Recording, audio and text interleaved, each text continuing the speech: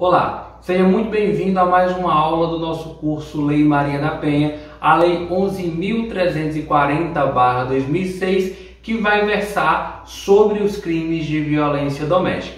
Nós estamos num ciclo aqui acompanhando cada processo, cada procedimento da Lei Maria da Penha, visando sempre uma lei que vai buscar, acima de tudo, a proteção da vítima e a punição para o agressor, mas acima de tudo essa proteção em primeiro lugar, em primeira posição, né? Já que a gente está trabalhando com a ideia de uma lei que é protecionista. Portanto, é importante que a gente compreenda todos esses fatos antes mesmo que a gente passe para o nosso material. E cada tópico aqui trabalhado vai justamente fundamentar no nosso entendimento, na nossa compreensão melhor da nossa Lei 11.340/2006. É importante sempre frisar para vocês que todo esse curso que você está sempre tendo acesso de forma exclusiva, aula por aula, também vai estar disponibilizado para os nossos alunos na plataforma, em duas plataformas, tanto no Simpla como na plataforma Udemy, totalmente gratuito. Então, você terá acesso ao curso, ao material assistido nas nossas aulas, bem como também ao certificado no final e na conclusão do nosso curso. Então, sem mais delongas, vamos para o que interessa, que é para o nosso material. Bom, pessoal, já estamos agora aqui com o nosso material para dar início à nossa terceira aula do nosso curso Lei Maria da Penha, Lei 11.340/2006, né? Então, como eu já tinha falado para vocês na abertura dessa nossa aula, eu vou prezar na parte do conteúdo por focar somente no conteúdo e tão somente no conteúdo, sem que necessariamente apareça a minha imagem, até porque o meu objetivo aqui na realidade é que você compreenda a importância que versa a Lei Maria da Penha, né? E lembrando sempre, né, vocês que estão me acompanhando desde a primeira aula, todo final de nossa aula a gente encerra num tópico. Quando retornamos na nossa próxima aula, eu sempre recapitulo de forma muito rápida, né, qual foi aquele último tópico da nossa aula, tendo em vista que, para quem está assistindo esse curso depois do lançamento, essa aula já vai estar sequenciada, certinha, mas para quem teve acesso ao curso desde o início, né, essas aulas foram sendo soltadas em tempos, né, até porque a questão de organização e gravação do nosso curso, tá? Então, por isso eu sempre gosto de recapitular, e para você também que já está tendo o curso disponibilizado de forma direta, também é bom porque você já dá uma recapitulada no último tópico da nossa aula. Então, vamos retornar ao último tópico da aula 2, que dizia que trazia na realidade, trabalhava o conceito do artigo 6º da Lei 11.340, que vai dizer que a violência doméstica e familiar contra a mulher constitui uma das formas de violação aos direitos humanos, tá? Então é importante trazer isso. Toda e qualquer violência contra a mulher perante também, a gente já sabia disso perante a Constituição do Brasil, né? Mas a Lei 11.340 ela reafirma isso, né? Ela confirma novamente isso, ou seja, qualquer violência doméstica contra a mulher será sim e constituirá sim uma das formas de violação aos direitos humanos. Então partimos agora para o cerne, para o centro de fato do debate dessa nossa terceira aula hoje, que é à luz da Lei 11.340/2006, que vamos trabalhar um pouquinho agora sobre as formas de violência contra esta mulher. Então, ó, veja, a partir do artigo 7º também da Lei Maria da Penha, o legislador ele passou a classificar também quais são as formas de violência contra a mulher. O tempo todo a Lei Maria da Penha, o legislador se preocupou em definir de forma muito clara, sem deixar de fato brechas, quais são esses tipos de violência, quem são as figuras protegidas pela lei, quais as condições e situações de proteção e de identificação dessa mulher numa situação de violência. Então é importante que a gente ressalte novamente que esse rol é meramente exemplificativo, ou seja, de modo que quando a gente comece a analisar o caso concreto, é possível sim que pelo aplicador da lei, né, direta, no caso aqui o delegado de polícia, a delegada de polícia, ela vai usar ou ele vai usar, né, o reconhecer, ele pode sim a qualquer momento reconhecer outras formas de violências que não estão presentes na lei, mas que claro, com o uso das suas atribuições legais, ele consegue identificar um promotor de justiça, uma promotora de justiça, consegue identificar de forma muito clara já que houve sim uma violência contra essa mulher, né? Então, embora não estejam listadas na lei, também serão idôneas, também serão válidas, né? Para que e se enseje, para que se aplique os procedimentos específicos para que essa mulher seja retirada e protegida e saia dessa situação de vulnerabilidade. Então, o artigo 7º traz que, né, são formas de violência doméstica e familiar contra a mulher, entre outras. Vamos ver, ó. Primeiro, violência física. Então, a violência física é entendida como qualquer conduta que ofenda a sua integridade ou saúde corporal, tá? Então, aqui a gente vai desde a agressão leve até uma agressão mais grave, lembrando sempre, né, tendo a Lei Maria da Penha sua aplicabilidade dentro também dos artigos já postulados pelo Código Penal, a respeito aqui da violência física, a gente vai estar trabalhando lá com o artigo 129 da Lei Maria da Penha, ou do Código Penal, desculpe, né? E num caso, infelizmente, gravíssimo, que sabemos que acontece, a gente vai estar trabalhando aí talvez com 121 também no Código Penal.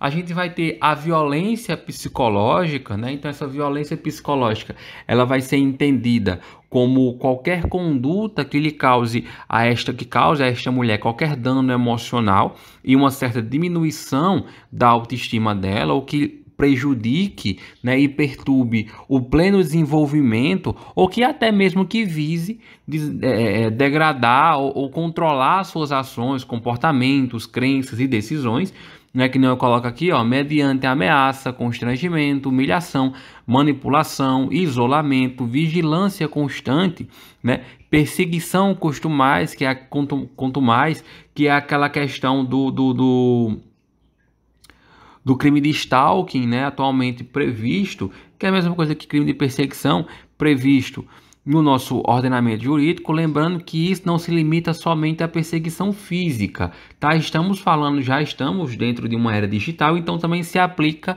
às formas de ameaça e perseguição virtual, tá certo? Então a gente pode entrar até inclusive aí no revenge porn, né, que a gente vai estar falando na realidade de uma vingança, né, onde essa mulher vai ter atos ou fotos na realidade ou vídeos dela divulgados em redes de computadores, né, na internet aí, onde ela esteja em situações que envolvam, né, relações sexuais. A gente tem, por exemplo, para isso a Lei Carolina Dickmann, né? Então é importante a gente trabalhar esses pontos também, porque a Lei Maria da Penha, embora seja uma lei de 2006, ela deixa muito claro esses pontos, ela amarra de forma muito bem feita todas essas possibilidades de que essa mulher se encontre numa situação de vulnerabilidade.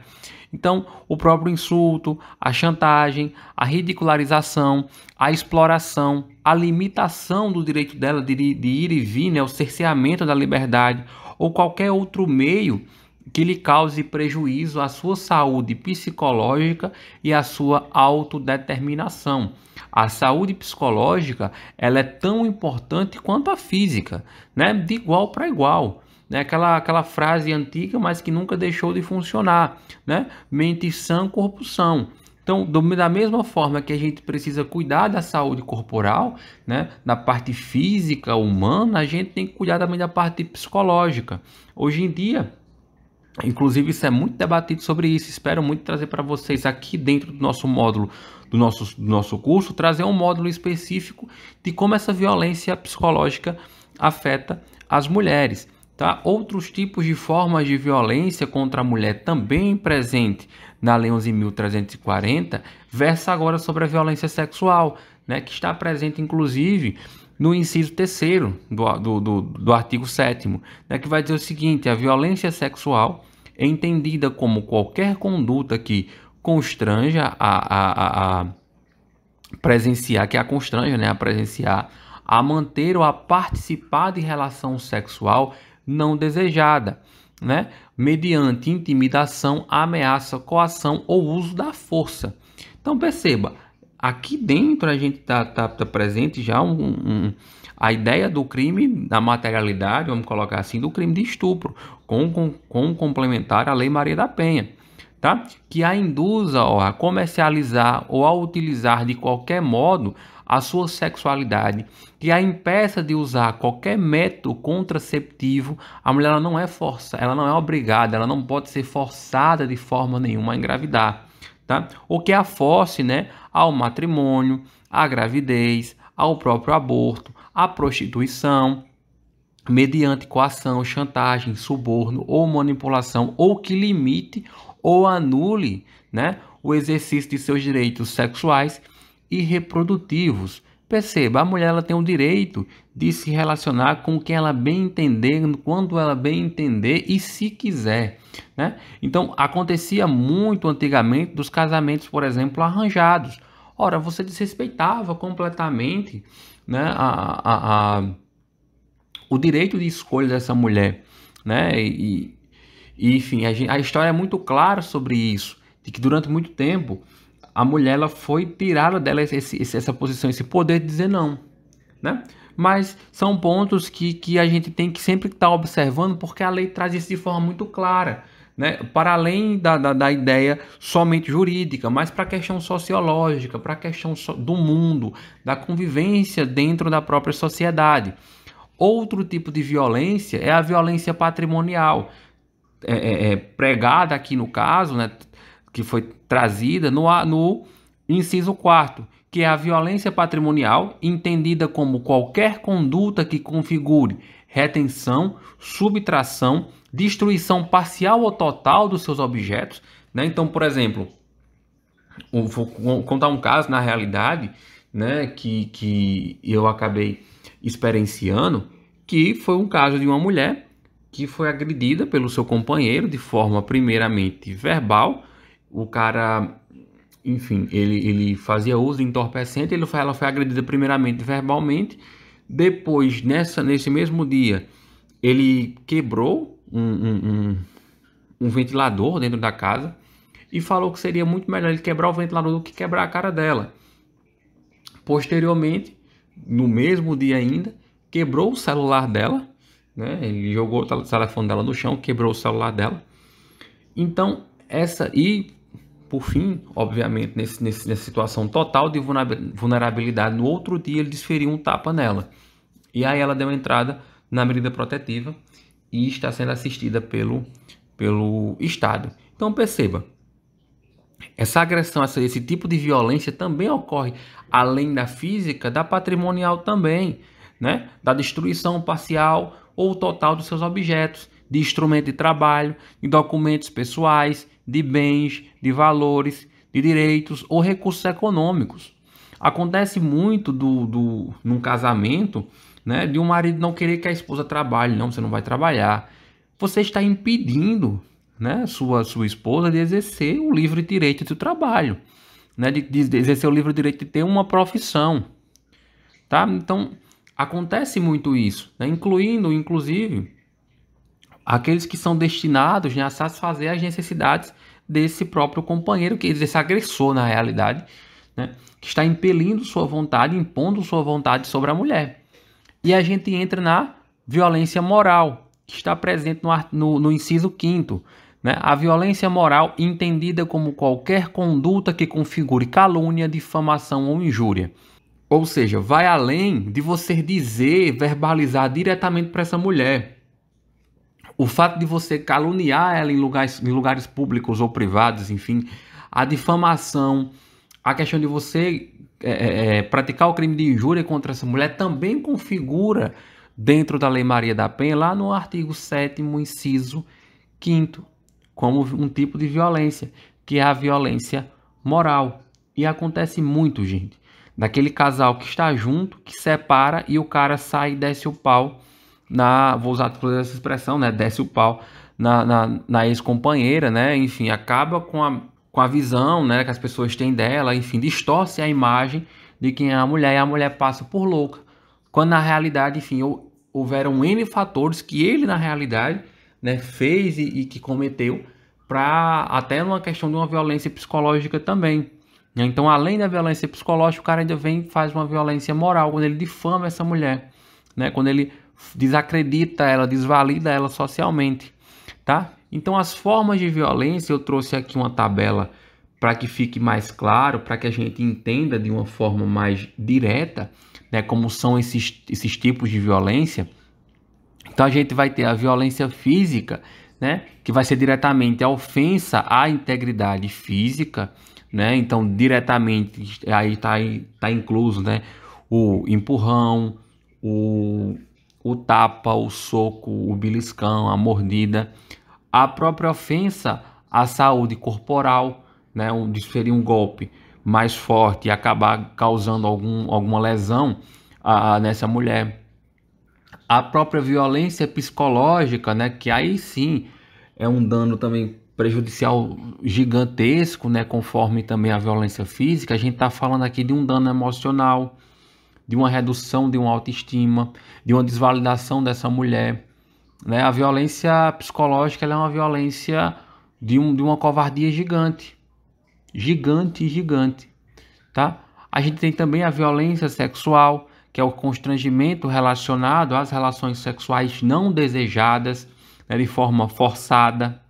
A violência patrimonial, que é a retenção, a subtração ou a destruição de bens. E o que acontece muito, infelizmente, no Brasil, né, o que acontecia muito é que quando esse agressor ele ia preso, né, a mulher acabava indo lá e retirava a queixa porque ele era a única pessoa que ela tinha ali, de certa forma, que ele era o único provedor, vamos colocar assim, da casa. Infelizmente, por situação financeira, acabava voltando atrás, acabava voltando para esse lugar de violência. Aí é que fica a pergunta: onde é que está o Estado nesse processo, né? O Estado que deveria assistencializar essa mulher, porque a gente sabe que existem instituições responsáveis, né, por essa assistência, exemplo do CRAS, mas o ponto específico que tem que ser trabalhado é na prática. Onde estão essas instituições? Porque é preciso também que a gente observe isso na prática, né? Onde é que estão essas instituições que estarão ali para proteger as mulheres? Que a gente está vendo um processo, até por conta do próprio feminismo, ainda bem, de um fortalecimento dessa proteção. Só que ainda, infelizmente, e uma parcela muito grande das mulheres acaba não denunciando, acabam não buscando seu direito por saber que não terão uma rede de apoio. Às vezes a própria família não apoia essa mulher. Então é muito complicado quando a gente para observar nisso. Porque lembra, desde a nossa primeira aula a gente trabalha esse conceito. Não é papel só do Estado, mas o papel maior é dele, né? A gente sabe que não depende só do Estado. Tem uma parcela da sociedade, tem uma parcela da própria família. Mas o Estado também não pode se esquivar desse processo, né, achando que a sociedade que fará a parte dela, as campanhas de conscientização que farão a parte deles, né, que as próprias associações farão suas partes. Só que o Estado também tem que fazer sua parte. O serviço público mais do que nunca, né? Então não esquecemos, portanto, que numa democracia é um governo do povo para o povo. Jamais esqueçamos disso. A gente tem ainda, por fim, a violência moral, com a calúnia, a difamação e a injúria, tá? E como é que se chega, portanto, nesse tempo todo que eu fiquei falando sobre a assistência do Estado, como é que se chega a essa assistência para essa mulher numa situação de violência? Isso a gente vai ver a partir do artigo 8º, né? Então, a partir do artigo 8º, a gente vai analisar as regras que estarão voltadas para a proteção das vítimas nos casos de violência doméstica.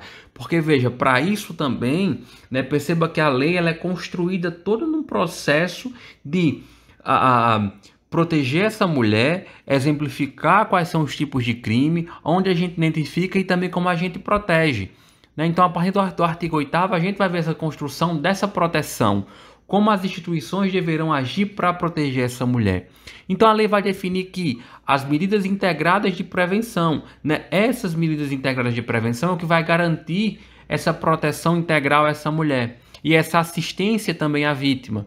Então as leis, além das medidas preventivas, né, das políticas assistenciais à vítima, a lei define ainda a regra referente ao atendimento pela autoridade policial, porque a gente cai naquela história que eu falei para vocês na primeira aula. O que acontecia muito é que quando essa mulher chegava numa delegacia e tinha, portanto, nem todos, trago novamente essa aspas importante, infelizmente, né, existiam e existem até hoje, mas felizmente, pelo menos não são em todos os casos.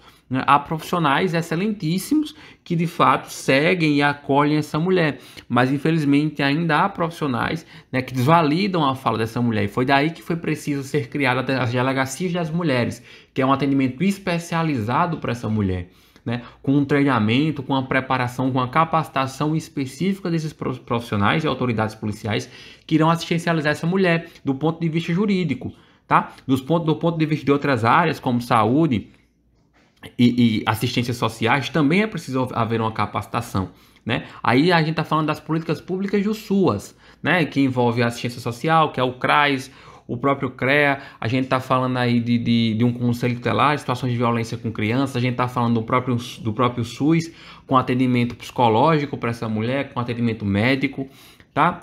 Então, a lei ela define aqui, do ponto de vista jurídico, o atendimento para as autoridades policiais, que são o seguinte: no artigo 8º, né, e os seguintes da lei, a gente vai ter algumas regras que vão prever a adoção das medidas integradas às vítimas, né, de violência doméstica e familiar. E aí, de acordo, pessoal, com o caput, para quem não é das ciências jurídicas, caput a gente chama de cabeça do artigo. O que seria a cabeça do artigo? Eu vou até voltar aqui no nosso material para mostrar a vocês. Ó, caput é basicamente isso aqui. Artigo 7º, são formas de violência doméstica e familiar contra a mulher, entre outras. Essa é a cabeça do artigo. O corpo do artigo, vamos colocar assim, são os incisos, né? Quando ele diz violência física, psicológica, enfim. Entendemos, portanto, isso.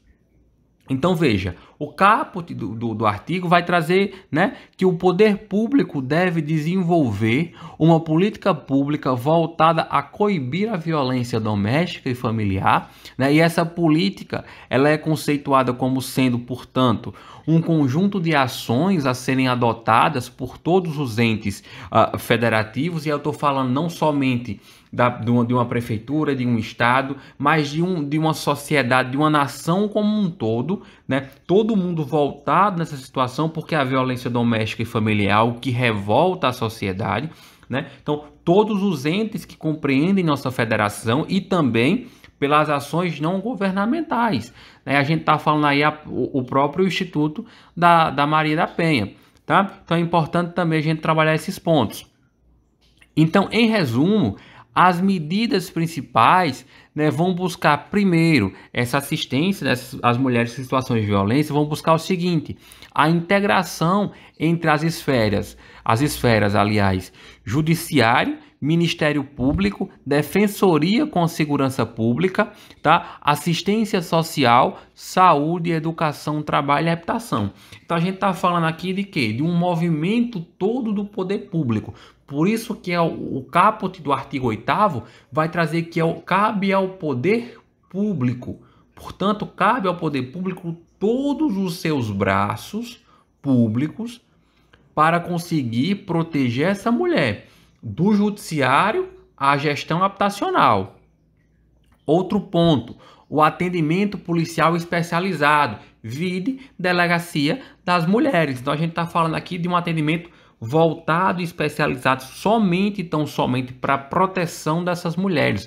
Hoje em dia, inclusive, a gente já tem até os batalhões de polícia militar voltados, né, para a proteção da Lei Maria da Penha, para a proteção dessa mulher. Então a gente já tem os batalhões especializados. Dentro da Polícia Civil a gente já tem as delegacias da mulher. Agora a gente também tem, a partir desses últimos tempos, nessa última década, a gente já está vendo um crescimento também nos batalhões de polícias militares, que é a polícia ostensiva e preventiva. tá? A gente também tem as campanhas educativas e de prevenção à violência doméstica e familiar. E também temos, portanto, a capacitação permanente da rede de atuação. É preciso que haja uma capacitação permanente da rede de atuação. Por quê? Porque a sociedade ela está constantemente num processo de evolução. Infelizmente, essa evolução nem sempre se dá de forma positiva. A gente tem novos tipos de crimes, né? Com o advento da internet, a gente agora tem os crimes digitais, né? Os crimes contra a sexualidade da mulher de forma digital, os crimes da ameaça digital, da questão de invasão da privacidade no meio digital. A gente tem N casos, né? de redes sociais hackeadas, invadidas, né, de direitos violados na internet, de ameaças virtuais à distância. Então é importante também que haja esse processo dessa capacitação permanente da rede de apoio. Tá bem, pessoal?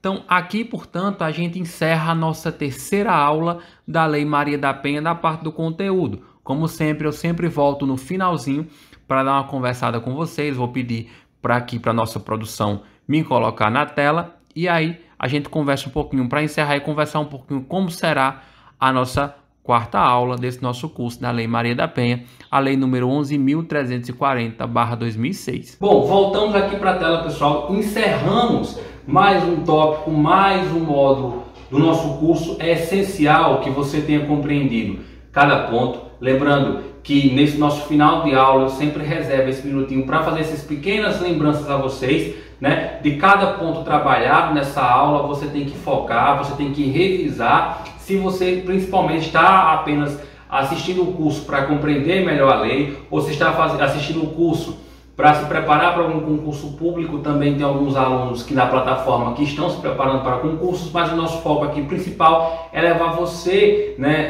ainda que seja leigo em termos jurídicos, a compreender de forma lógica o que é a Lei Maria da Penha, de forma social, de forma psicológica e de forma filosófica. Então todos os pontos trabalhados aqui visam, acima de tudo, a sua compreensão num sentido mais amplo a respeito da Lei Maria da Penha, que é uma lei, lembrando sempre, uma lei de legislação especial e, portanto, requer uma atenção especial da gente, não só pelo nome, mas porque é uma lei que está em prática constantemente, né? A gente, numa delegacia, a quantidade de crimes que temos, né, voltados para agressão contra a mulher, crimes que resultam como vítima a mulher, ainda é, infelizmente, muito gritante, apesar das políticas públicas de combate, as campanhas de combate a esses tipos de violência. Mas que bom que você concluiu mais um módulo, mais uma oportunidade de compreensão da Lei Maria da Penha. Espero muito que você esteja gostando e nos vemos, portanto, na nossa próxima aula. Tchau, tchau e até lá!